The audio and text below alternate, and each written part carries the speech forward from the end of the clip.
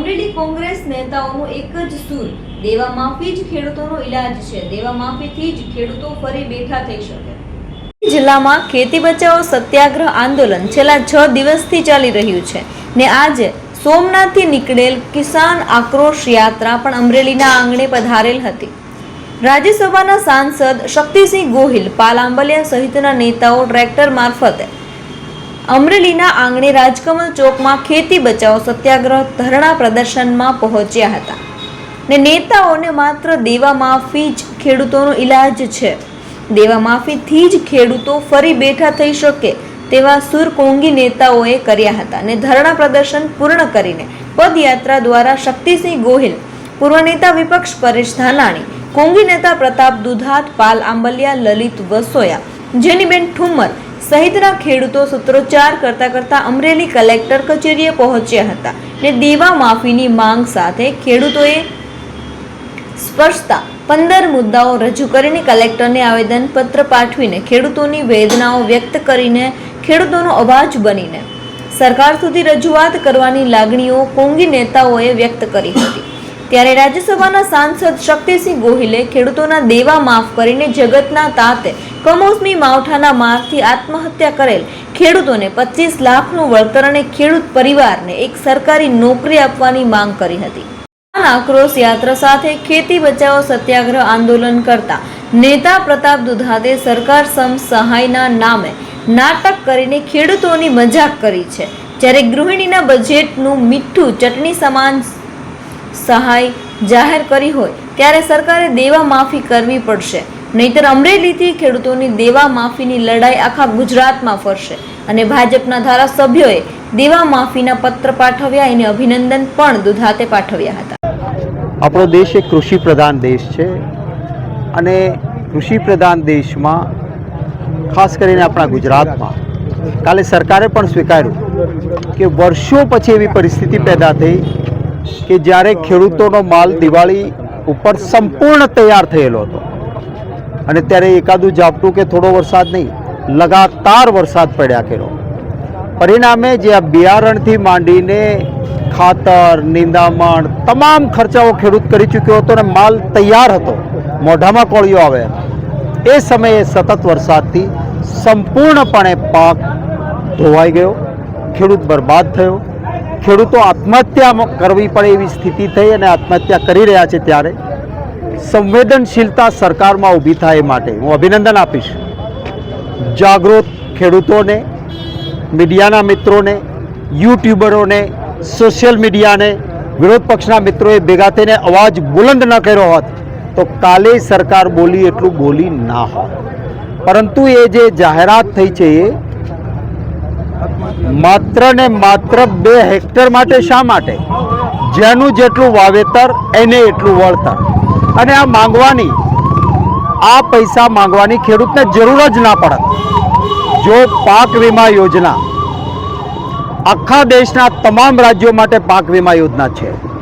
ખેડૂતો વીમાનું પ્રીમિયમ ભરે, આવી પરિસ્થિતિ થાય તો વીમો એને પૂરો મળી જાય, કોઈ તકલીફ ના પડે. 2020 ઓગસ્ટથી ગુજરાત સરકારે અને કેન્દ્રની ભાજપની સરકારે ગુજરાતના ખેડૂતો માટે પાક વીમા યોજના સંપૂર્ણ બંધ કરી દીધી. એટલે ખેડૂતને આત્મહત્યા કરવી પડે એવી સ્થિતિ પેદા થઈ. જો વીમો હોત, આપણી પાસે ગાડી હોય છે, શહેરમાં રહેનારા લોકો આપણા સૌના પાસે, એ ગાડીનો અકસ્માત થાય, આપણને ચિંતા નથી કે મળવાપાત્ર વીમો મળી જવાનો છે, મેં વીમાનું પ્રીમિયમ ભર્યું છે.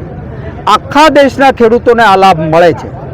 માત્ર ગુજરાતને 2020 ઓગસ્ટથી ભાજપની સરકારે વીમો બંધ કર્યો, એના કારણે ખેડૂતો બરબાદ થાય છે. ત્યારે 2 હેક્ટરની મર્યાદા ના જોઈએ, જેનું જેટલું વાવેતર એને એટલું વળતર મળવું જોઈએ. ખેડૂતોની આ મુશ્કેલી સરકારના પાપે ઊભી થઈ, કારણ કે સરકારે વીમા યોજના બંધ ન કરી હોત તો ન થાય. દેવાના ડુંગર કોંગ્રેસની સરકારે ખેડૂતોનું દેવું સંપૂર્ણ માફ કર્યું. લાખો કરોડો તમે જો મોટા ઉદ્યોગપતિના માફ કરો, લૂંટીને બહાર ગયા છે એનાય માફ કર્યા, તો ખેડૂતનું દેવું કેમ માફ નહીં ભાઈ? ખેડૂતનું દેવું તો એના પ્રમાણમાં નજીવું છે. જે તમે બહારના લોકોના 21 લાખ કરોડ, છેલ્લો આંકડો 24 લાખ કરોડ આટલા માફ કર્યા પછી ખેડૂતોનું માફ કરો તો 24 લાખ કરોડ નથી થવાના કે 21 લાખ કરોડ નથી થવાના, દેવું માફ થવું જોઈએ. પાંદડી શીંગની અને સોયાબીનનો જે પાંદડાઓમાંથી ઊભો થયેલો ચારો હોય છે આખું વરસ ચાલે, એને સંઘરી રાખે સૂકવીને. આ વખતે વરસાદ એવી રીતે પડ્યો છે કે શીંગનો કે સોયાબીનનો પાલો પશુપાલકને કામનો નથી, ત્યારે પશુપાલકોને મફત ઘાસ તાત્કાલિક મળવું જોઈએ. આ અમારી મુખ્ય માંગણીઓ છે. અવાજ ઉઠાવીએ છીએ, ખેડૂતો માટે લડીશું અને ગુજરાતના તમામ મિત્રો જગતનો તાત મુશ્કેલીમાં છે ત્યારે સરકાર પર દબાણ લાવે, સરકારને પણ સદબુદ્ધિ આવે અને નાટક ના કરે. ભૂતકાળમાં 2009માં હીરા ઉદ્યોગમાં મંદી આવી, મેં વિધાનસભામાં પ્રશ્ન ઉઠાવ્યો, બહુ જ આંદોલન થયા, તો 1200 કરોડનું પેકેજ સરકારે જાહેર કર્યું. હું રાજી થયો કે ચાલો ભાઈ હીરા ઉદ્યોગને મળશે પૈસા. એક વર્ષ પછી મેં વિધાનસભામાં પ્રશ્ન પૂછ્યો કે આ 1200 કરોડમાંથી હીરાવાળાને કેટલા મળ્યા? વિધાનસભામાં મને જવાબ આપ્યો 0, એક પણ લાભાર્થીને એક પણ રૂપિયો ના આપ્યો. આવી જાહેરાતોનો કોઈ મતલબ નથી. Thank you. ને પોતાના જીવથી વાલું બીજું કંઈ ના હોય. તમે કૂતરો કે કાગડો એને મારવાની કોશિશ કરશો તો એનો જીવ બચાવશે. જીવ સૌથી વહાલી વસ્તુ હોય છે કોઈ પણ સજીવ માટે.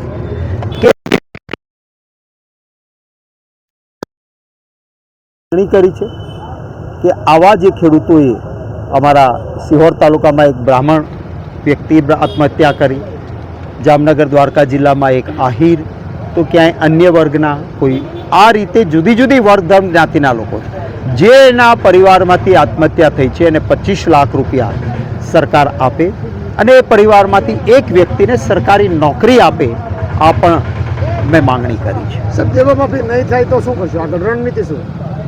આખરે જનતાની અદાલત સૌથી મોટી અદાલત છે. લોકોની વચ્ચે જઈએ છીએ, લોકોને કહીએ છીએ કે તમે જેને મતો આપ્યા છે, ટ્રિપલ એન્જિન બન્યું.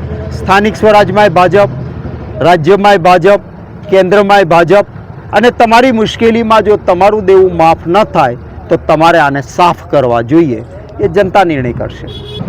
કિસાન સન્માન યાત્રા સાથે કિસાન આક્રોશ યાત્રા આજે ગુજરાતની અંદર સોમનાથથી ચાલુ થઈ અને અમરેલીના પાદરમાં આવી, ત્યારે સાથે સાથે અમારું ધરણા પ્રદર્શન ખેડૂત સત્યાગ્રહ સાવણી મારફત વડિયાથી શરૂઆત થઈ અને અમરેલી આજે પૂર્ણ થયું. કલેક્ટરમાં આવેદન અપાણું, ખેડૂતોના દેવા માફ કરો, બાકીની વાતો બંધ કરો.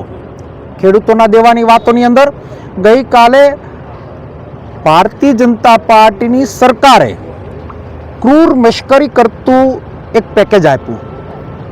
વાતોના ફિગરમાં ખેડૂતોને એક લાલી આવી ગયું, એમ ખુશખુશાલ થાય એવી ભાષાનો ઉપયોગ થાય. મસ્ત મોટું પેકેજ આપ્યું. કેટલું મોટું? 2 હેક્ટરના 44,000, એટલે પ્રતિ વીઘે અમરેલી જિલ્લાનો હિસાબ કર્યો, પ્રતિ વીઘે ખેડૂતોને 3520 રૂપિયા જેવું પેકેજ જાહેરાત કર્યું. ગઈકાલે મેં 5 ખેડૂતની મુલાકાત લીધી. એ ખેડૂતો બિચારો બાપડો એની જે વાત મેં અને વ્યથા અને વેદના સાંભળી કે પ્રતિ વીઘે 1.5 મણનું વાવેતર સિંગનું થાય. ગુજરાત સિંગ હોય તો 1.5 મણ થાય, અન્ય સિંગ હોય તો 2 મણ થાય. સિંગના બિયારણના પૈસા નથી થયા. ખેડૂતોના મજૂરી જે લાગે એ 5 દિવસની મજૂરીના પૈસા નથી થયા.